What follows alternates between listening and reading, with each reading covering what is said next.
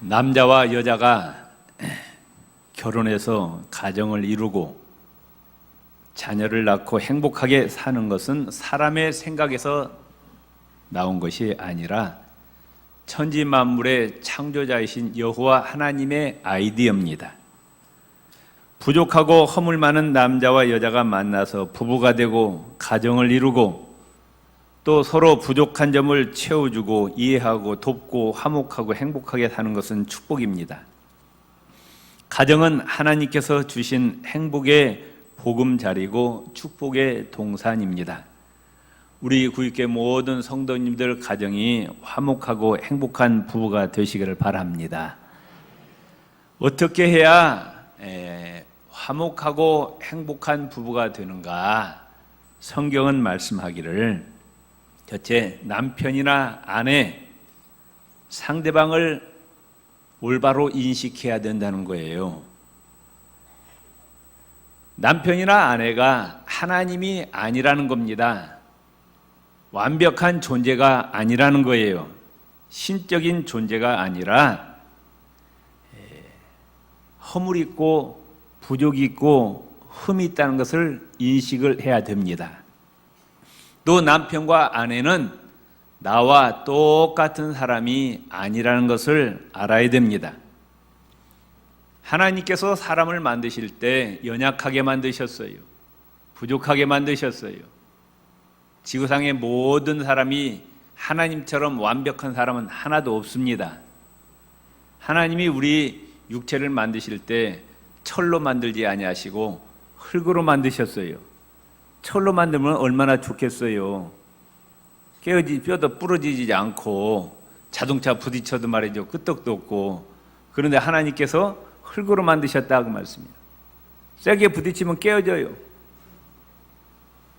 늙으면 또 이 뼈가 허물허물해지고 약하게 만드셨다고 말씀해요. 남편 100%, 아내 100% 만든 것이 아니라 남편 50%, 아내 50% 만들어가지고 합해서 100%를 만들라는 거예요. 그래서 서로 남편과 아내의 부족한 점을 채워주고 보충하고 도와주면서 살라고 결혼이란 제도를 만드셨습니다. 남편과 아내는 서로 돕는 배필입니다. 상대방의 부족한 점을 돕고 모자라는 점을 채워주는 것이 바로 부부라 그 말씀이에요. 창세기 2장 18절에 보면은 여호와 하나님이 이르시되 사람이 혼자 사는 것이 좋지 아니하니 내가 그를 위하여 돕는 배필을 지으리라 하시니라.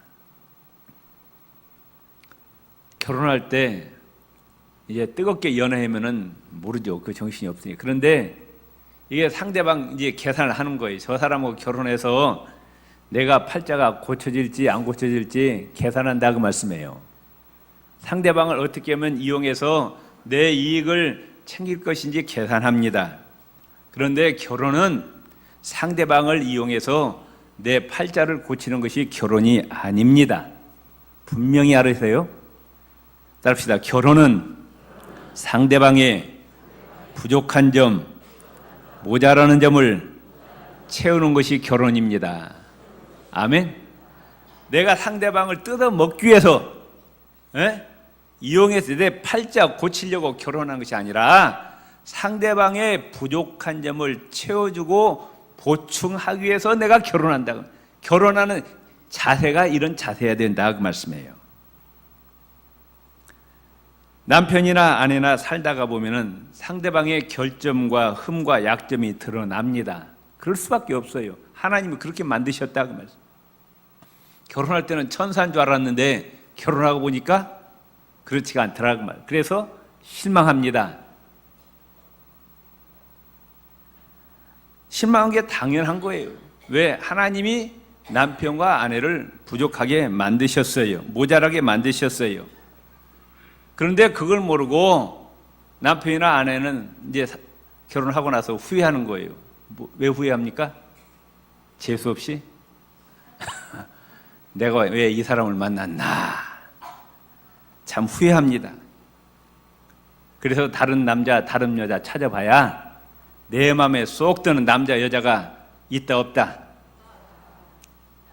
이 지구상 어디를 가도 내 마음에 쏙 드는 남자도 없고 여자도 없어요. 아멘. 하나님이 그렇게 만드셨다고 말씀. 그걸 인정하시라고 말씀해요. 아멘. 상대방의 부족한 점, 연약한 점을 보충하고 채워주는 것이 결혼이라고 말씀해요. 아멘. 아멘. 아멘. 훌륭한 사람은 이와 같이 이야기합니다. 결혼 전에는 두 눈을 커다랗게 뜨게 보래요. 유심히 살피라는 거예요. 내 배필감인지 아닌지 자세히 이리 뜯어보고 저리 뜯어보고 해가지고 두 눈을 크게 뜨고 결혼 후에는 한쪽 눈을 감으라. 남편과 아내를 바라볼 때 눈을 크게 뜨지 말고 어떻게? 한쪽 눈을 감고. 두 눈 감는 게 좋죠. 그래서 스페인의 속담에 이런 속담이 있습니다. 최상의 결혼은 어떤 결혼이냐? 어떤 가정이 최고의 가정이냐? 남편은 귀머거리고 아내는 소경일 때가 최상의 결혼이다. 왜냐? 남편은 귀가 먹어가지고 아내의 시끄러운 잔소리가 들려 안 들려요? 안 들리는 거예요. 아내는 소경이니까 남편의 결점과 허물이 보여요, 안 보여요? 그 결혼이 최상의 결혼이다. 그런 가정은 절대로 깨어질 수가 없다는 거예요. 아멘. 자, 남자들 따라서요. 귀머거리가 됩시다. 여자를 따라서세요. 소경이 됩시다. 아멘. 남편은 귀머거리고 아내가 소경일 때가 최상의 결혼이라고 말씀해요.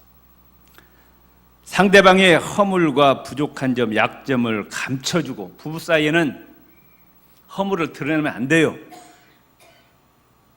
어떤 여자들 보면 남편이 출근하고 나면 옆집 이제 부인들이 이렇게 모여가지고 남편 흉만 보는 여자들이 있어요. 아주 못된 여자들이요.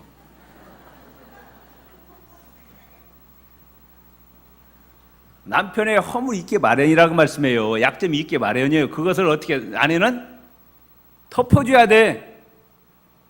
나팔 불지 말고 덮어주고 이해하고 용납하고 또 남편과 아내의 부족한 점이 있지만 또 좋은 점이 있어요, 없어요? 여기는 하나도 없는가 보네. 있어요, 없어요? 그 좋은 점 어떻게 해요? 칭찬해 주라고 말씀해요. 격려하라고 말해요. 아멘. 우리 옆사람으로서는 긍정적인 부부가 됩시다. 네. 부정적인 부부가 상대방을 바라볼 때 부정적인 면을 바라보지 말고 좋은 점을 바라보고 찾고 칭찬해. 교회에서도 마찬가지예요. 교회에서도 우리 다 허물 있잖아요. 그러죠? 약점이 있죠? 없어요? 우리가 교회 안에서 허물은 감춰주고 좋은 점을 서로 칭찬하고 격려하는 교회가 건강한 교회고 그런 가정이 건강한 가정이라고 말씀해요. 아멘. 자, 옆 사람과 다시 건강한 교회를 만듭시다. 건강한 가정을 만듭시다. 아멘. 그래서 피카이라는 사람은 이야기하기를 결혼은 이미 만들어진 요리를 먹는 것이 아니고 이제부터 둘이 노력해서 행복의 요리를 만들어 먹는 것이다. 결혼한다고 그저 행복해지는 것이 아니라 남편과 아내가 서로 노력을 해야 그 가정이 행복한 가정이 된다는 겁니다. 그러니까 남편과 아내는 서로 부족하고 연약한 것을 알아야 돼요. 상대방은 신이 아니에요. 하나님이 아니라고 말씀해요. 그걸 인정하라고 말해요. 그 약점과 허물이 있더라도 그걸 그대로 인정하고 덮어주고 좋은 점을 찾아서 칭찬해주는 부부가 화목하고 행복한 가정을 이루는 거고, 두 번째 알아야 될 것은 남편과 아내는 상대할 때 상대방이 전혀 나와 같지 않다는 것을 인정해야 돼요. 남편과 아내가 같지 않아요. 요새 젊은이들 쉽게 이혼하는데 왜 이혼하냐 그러면 성격 차이라는 거예요. 성격만 다릅니까? 남편과 아내는 가치관도 틀려요. 습관도 틀립니다. 세계관이 틀려요. 신앙생활 색깔도 틀려요. 이게 부부라고 말씀해요. 나와 똑같다고 생각하면 착각이라고 말씀해요.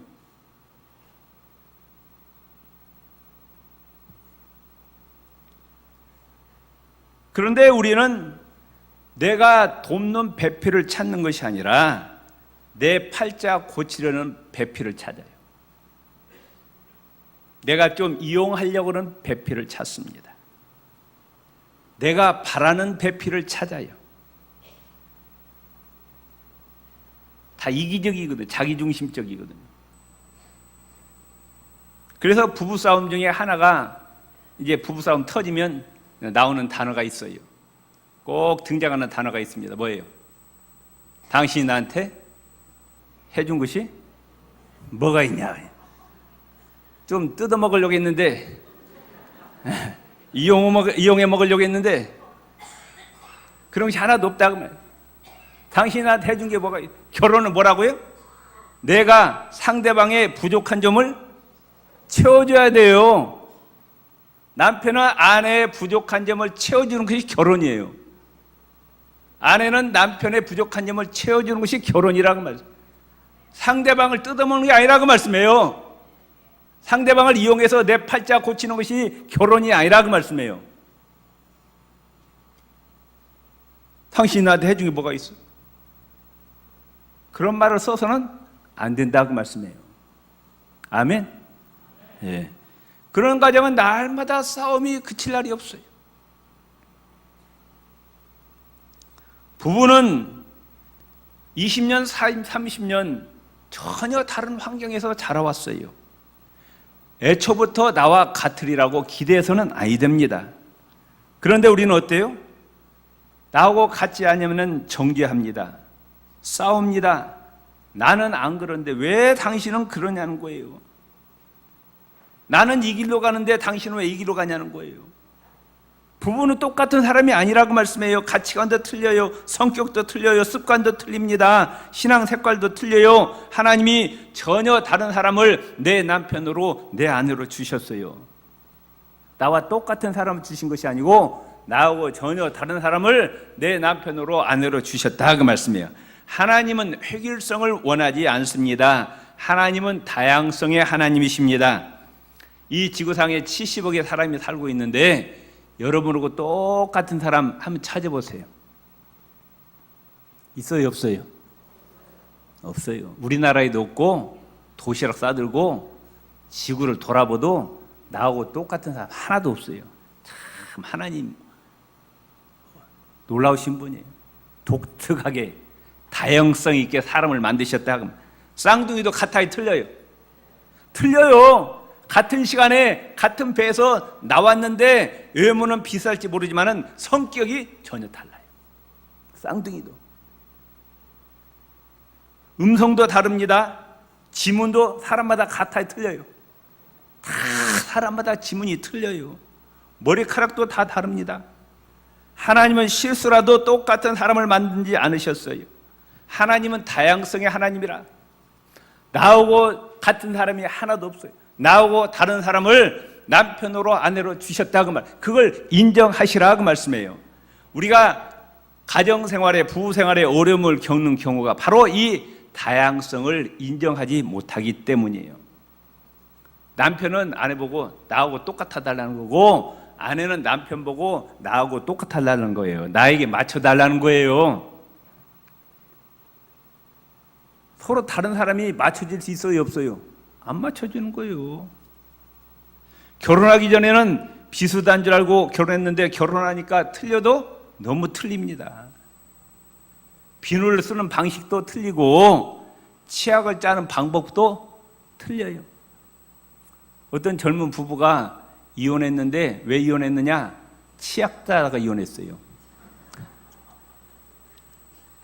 남편은 밑에서부터 짜는데 아내는 중간에서 짜는 거야. 그러니까 남편이 당신 밑에서부터 짜라고 한 거야. 근데 아내는 20년, 30년을 그냥 아무렇게나 짠 거예요. 자, 밑에서 짜는 것이 진리예요? 중간에서 짜는 것이 진리예요? 어떤 게 진리요? 에? 밑에서 짜는 것이 진리요? 성경이 어디에 나와 있어요? 그러니까 그게 내 방식이라고 말씀해요. 내 방식을 상대방에게 강요하지 말라고 말씀해요. 성경에 보면 밑에서 짜든 중간에서 짜든 위에서 짜든 그건 아무 언급이 안 돼 있는 거예요. 아멘? 그냥 상대방이 그 중간에서 짜는 거 그냥 인정하시라고 말씀해요. 아멘? 자는 시간도 각각 틀린 거예요. 내가 10시에 자니까 당신도 10시에 자셔? 내 습관과 내 방식만을 고집하면 안 된다고 말이에요. 나는 이렇게 깨끗하고 정결한 걸 좋아하는데 왜 당신은 이렇게 지저분하냐는 거예요. 하나님이 그런 사람 붙여주셨어요. 그 사람 지저분하니까 좀 당신이 가서 그 사람 어지르는 거 말이에요. 치우라고 붙여주신 거예요. 아멘? 저쪽 뒤에는 안 하셔. 네. 나오고 다르면 모두 내 방식으로 고치려고 합니다. 인간은 이기적이에요. 자기만 생각합니다. 자기만이 옳아요. 자기 방식만이. 왜 하나님이 나오고 다른 사람을 부부로 맺어주셨느냐? 이 교만한 나를 깨트리기 위해서 네 생각만, 네 방식만 옳지 않다는 것을 하나님 보여주시려 일부러 나오고 다른 사람을 부부로 맺어주신 거라고 말씀해요. 내 생각만이 옳지 않다고 말씀해요. 다른 사람의 생각도 인정해 줘야 되고 다른 사람의 방법도 인정해 줘야 된다 그 말씀이에요. 아멘. 나는 아무런 결점이 없는 완벽한 사람이 아니라는 것을 알라는 겁니다. 아멘. 따릅시다. 부부는 고치기 위해서 만난 사이가 아닙니다. 상대방의 습관을 내 방식대로 고치기 위해서 만든 사이가 아니에요. 부부관계는 서로의 부족한 점을, 모자라는 점을 채워주고 보충하기 위해서 만난 게 부부라고 말씀해요. 지저분하고 어질기 좋아하면은 정결한 부부가 서로 어디서 치워줘요. 아멘? 네. 이게 부부라고 말씀해요. 결국 부부간의 문제는 상대방의 잘못이 아니라 내가 상대방을 있는 그대로 받아들이지 못하고 있는 그대로 용납하지 못하는 데 문제가 있다는 것입니다. 두 번째, 남편과 아내는 피차 복종할 줄 알아야 됩니다. 21절에 보면은 그리스도를 경외함으로 피차 복종하라. 부부가 피차 서로 간에 복종하지 못합니다. 하나가 되지 못합니다. 불화합니다. 왜 서로 부부 간에 복종하지 못합니까? 이기심, 자존심 때문이에요. 남편과 아내가 서로 손해보려고 하지 않습니다. 상대방에게 고개 숙이려고 하지 않아요. 결혼 초반에 결혼하면서 상대방의 기선을 제압하려고 생각합니다. 길을 팍 꺾어 놓으려고 해요. 서로 대접받으려고 합니다. 서로 높아지려고 합니다. 네가 나를 섬기라는 거예요. 그 결혼이 행복하겠어요? 그런 결혼은 행복할 수가 없습니다. 갈등을 일으키고 충돌하고 깨어집니다. 그런데 피차 복종하는 데는 예수 그리스도를 경외함으로 피차 복종하라 말씀하셨어요. 부부가 서로 낮아지고 겸손하고 온유하고 섬기려면은 남편과 아내의 힘으로는 불가능하다 그 말씀이에요. 인간은 거기는 그 사이에 부부 사이에 누가 끼어들어야 된다? 예수님이 끼어들어야 된다 그 말씀이에요. 아멘. 그러니까 부부는 둘이 사는 것이 아니라 셋이 살아야 된다. 그러면 부부 사이에 누가 계셔야 된다? 예수님이 계셔야 된다 그 말씀이에요. 부부는 근본적으로 두 죄인이 만나서 사는 겁니다. 둘이 아무리 잘해도 죄인이에요. 한계가 있습니다. 예수님이 부부를 연합해 줘야 됩니다. 그래야 진정으로 행복한 부부가 되는 것입니다. 예수님께서 남편과 아내의 마음을 만져주셔가지고 예수님의 마음을 품도록 해야 돼요. 아멘. 부부가 남편과 아내가 누구의 마음을 품어야 되느냐? 예수님의 마음을 품어야 된다 그 말씀이에요. 지난주에 설교했지만은 빌립보서 2장 6절 8절에 보면 예수님의 마음은 어떤 마음이냐? 자신을 비우는 마음이에요. 자신을 낮추는 마음이에요. 예수님의 마음은 섬김을 받으려고 하는 마음이 아니라 섬기는 마음입니다. 희생하고 헌신하는 마음이에요. 순종하는 마음이에요. 아멘. 이 마음을 부부가 가져야 그 부부가 화목하고 행복한 부부가 될 수가 있다 그 말씀이에요. 그렇기 때문에 에베소서 5장 18절 부부 남편과 아내의 관계를 이야기하기 전에 18절에 뭐라고 말씀하고 있느냐? 술 취하지 말라. 이는 방탕한 것이 오직 성령의 충만함을 받으라 말씀하셨어요. 성령은 누구의 영이셔요? 예수님의 영이십니다. 예수 그리스도의 영이신 성령께서 우리의 심령에 충만하게 임재할 때 내 성품이 변화되는 거예요. 누구의 성품으로? 예수 그리스도의 성품으로 변화된다 그 말씀이에요. 아멘. 어떤 성품? 겸손하고 낮아지고 희생하고 헌신하고 순종하고 내 자신을 낮추고 복종시키는 이 마음을 부부가 서로 가질 때 부부가 서로 섬기는 거예요. 서로 낮아지는 거예요. 서로를 위해서 희생하는 거예요. 그게 예수님의 마음이라고. 그런 부부가 싸울까요? 안 싸울까요? 그런 부부는 싸울 수가 없어요. 서로를 섬기는데, 서로를 위해서 희생하고, 서로를 위해서 헌신하는데. 아멘? 예. 옆 사람과 인사. 성령 충만해서 예수님의 성품을 담고 화목하고 행복한 가정을 이룹시다. 아멘? 교회도 마찬가지예요. 교회도 마찬가지. 어떤 교회가 화목하고 행복한 서로 섬겨야 돼요. 서로 낮아져야 돼요. 아멘? 서로 희생해야 돼요. 그게 예수님의 모습이라는 말씀이에요. 교인들끼리 서로 만나면 서로 섬기려고 해보세요. 서로 양보하려고 하세요. 서로 희생하려고 해보세요. 이거 직장에서도 마찬가지. 이런 사람이 사회생활에서도 성공합니다. 믿습니까? 예. 그 다음에 남편은 아내를 사랑해야 됩니다. 오늘 본문에 보면은 아내가 남편이 해야 될 일은 3절 나옵니다. 22절에 24절. 그런데 남편이 아내에게 해야 될 부분은 25절에서 30절까지 6절 나와요. 가정의 행복과 화목이 깨어지고 가정의 위기가 오는 것은 아내 책임보다도 남편 책임이 크다는 거예요. 남편은 아내를 자기 몸처럼 사랑하라. 남자들 요새 몸 참 아끼잖아요. 막 운동도 열심히 하고 막 좋은 것 먹고 자기 몸을 아끼는 것처럼 아내도 그렇게 사랑하라 말씀하셨어요. 그 다음에 두 번째 베드로전서 3장 7절에 보면은 남편 된 자들아 이와 같이 지식을 따라 너희 아내와 동거하고 저는 더 연약한 그릇이라. 아내는 연약한 그릇이라 말씀하셨어요. 유리 그릇처럼 쉽게 깨어지기 쉽다고 말씀. 쉽게 상처받기 쉽고 정서적으로 더 민감한 존재이기 때문에 아내를 다룰 때 유리 그릇 다루듯이 다루라 그 말씀이에요. 그리고 남편은 아내를 희생적으로 사랑하라는 거예요. 25절 말씀에 보면은 남편들아 아내 사랑하기를 그리스도께서 교회를 사랑하시고 위하여 자신을 주심과 같이 하라. 예수님께서 이 교회를 어떻게 세우셨느냐? 십자가에서 몸을 찢으시고 피를 흘리시고 희생하심으로 이 교회를 세우셨다. 그만큼 예수님은 이 교회를 사랑하시는 것처럼 남편은 아내를 사랑하라 그 말씀. 성경에는 이 사랑이라는 단어가 에로스로 안 나옵니다. 아가페란 단어로 나온 거예요. 그러니까 남편은 아내를 위해서 희생하라고 말씀. 남자들만 손 들어보세요. 번쩍 드세요. 자, 나 따라서요. 나는 내 아내를 위해서 생명 바쳐 희생하겠습니다. 대답은 잘하시 봐야지 이제. 예, 아멘. 그게 성경의 가르침이에요. 아내를 위해서 생명 바쳐 희생하라는 거예요. 아멘.